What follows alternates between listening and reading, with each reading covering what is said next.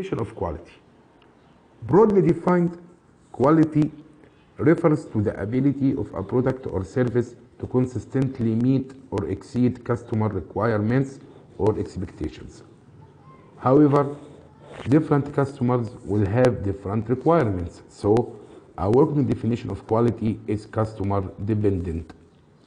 For a decade or so, quality was an important focal point in business. But after a while, the emphasis on quality began to fade, and the quality took a backseat to other concerns. However, there has been an upsurge recently in the need for attention to quality. The foundations of modern quality management, the goals. A core quality pioneers shaped current thinking and practice. This section describes some of their key contributions to the field. Walter Stewart.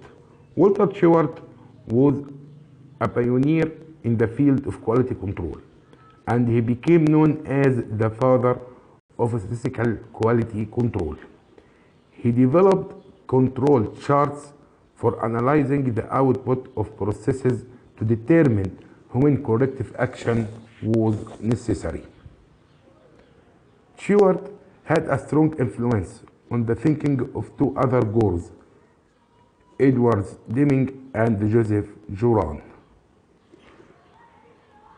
Deming, a statistics professor at New York University in the 14th, went to Japan after World War II to assist Japanese in improving quality and productivity. The Union of Japanese Scientists who had invited Deming were so impressed that in 1951, after a series of lectures presented by Deming, they established the Deming Prize, which is awarded annually to firms that distinguish themselves with quality management programs. Joseph Juran. Juran, like Deming, taught Japanese manufacturers how to improve the quality of their goods, and he too can be regarded as a major force in Japan's success in quality.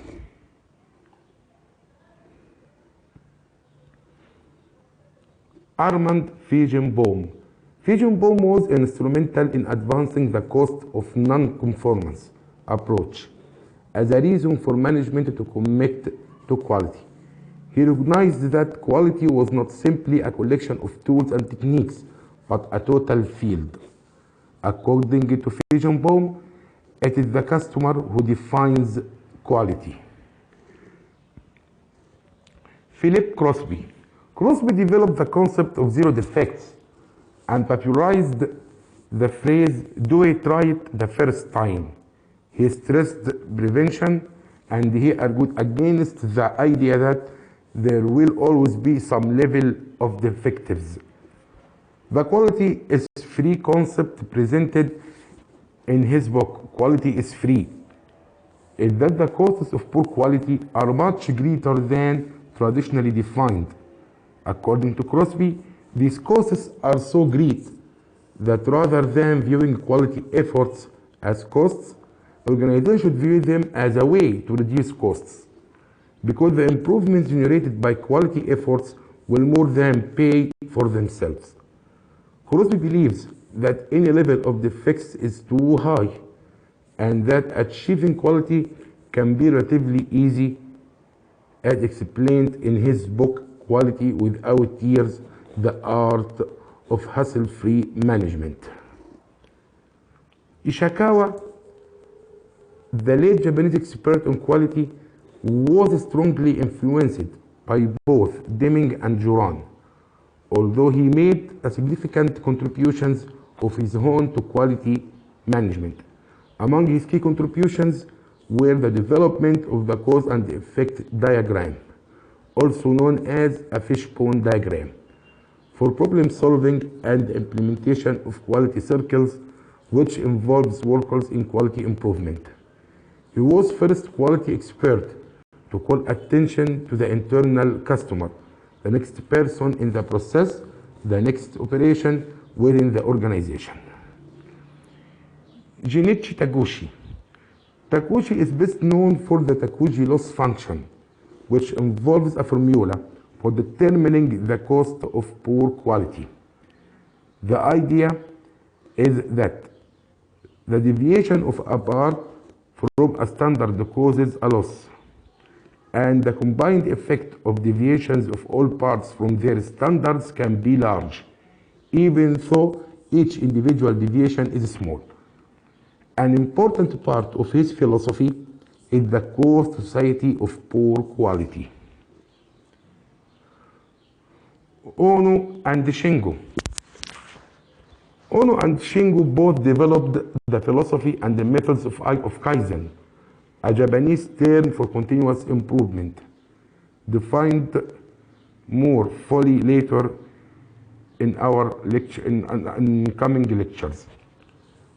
At Toyota, continuous improvement is one of the hallmarks of successful quality management. And the following the table presented to you provide a summary of the important contributions of the goals to modern quality management. The dimensions of quality. One way to think about quality is the degree to which performance of a product or service meets or exceeds the customer expectations. The difference between these two, that is the performance expectations, is of great interest. If these two measures are equal, the difference is zero and expectations have been met. If the difference is negative, expectations have not been met. Whereas if the difference is positive, performance has exceeded the customer expectations. Customer expectations can be broken down into a number of categories or dimensions that customers use to judge the quality of a product or service. Understanding these helps organizations in their efforts to meet or exceed customer expectations. The dimensions used for goods are somewhat different from those used for services. So, product quality. Product quality is often judged on 9 dimensions of quality. Performance represents the main characteristics of the product. Aesthetics, appearance, feel, smell, taste. Special features means extra characteristics. Conformance, how well a product corresponds to design specifications. Reliability means dependable performance. Durability means ability to perform over time. Perceived quality, indirect evaluation of quality. For example, reputation. Serviceability, handling of complaints or repairs. Consistency, quality doesn't vary. These dimensions are further described by examples presented in the table. And relevant to a product, a customer sometimes judges the first 4 dimensions by its fitness for use. Service quality. The dimensions of product quality don't adequately describe a service quality. Instead, service quality is often described using the following dimensions. Convenience, which means the availability and accessibility of the service. Reliability, which means the ability to perform a service dependably, consistently, and accurately. Responsiveness, which means the willingness of service providers to help customers in unusual situations and to deal with problems. Time, the speed with which service is delivered. Assurance, the knowledge exhibited by personnel who come into contact with a customer and their ability to convey trust and confidence. Courtesy, the way customers are treated by employees who come into contact with them. Tangibles, the physical appearance of facilities, equipment, personnel, and communication materials. Consistency, the ability to provide the same level of good quality repeatedly. Expectations, meet or exceed the customer expectations. And the table illustrates how the dimensions of service quality might apply to having an automobile repaired. A widely used tool for assessing service quality is ServiQual, an instrument designed to obtain feedback on an organization's ability to provide quality service to customers. It focuses on 5 of the previously mentioned service dimensions that influence the customer's perceptions of service quality, which are tangibles, reliability, responsiveness, assurance, and empathy. The results of this service quality audit help management identify service strengths and weaknesses.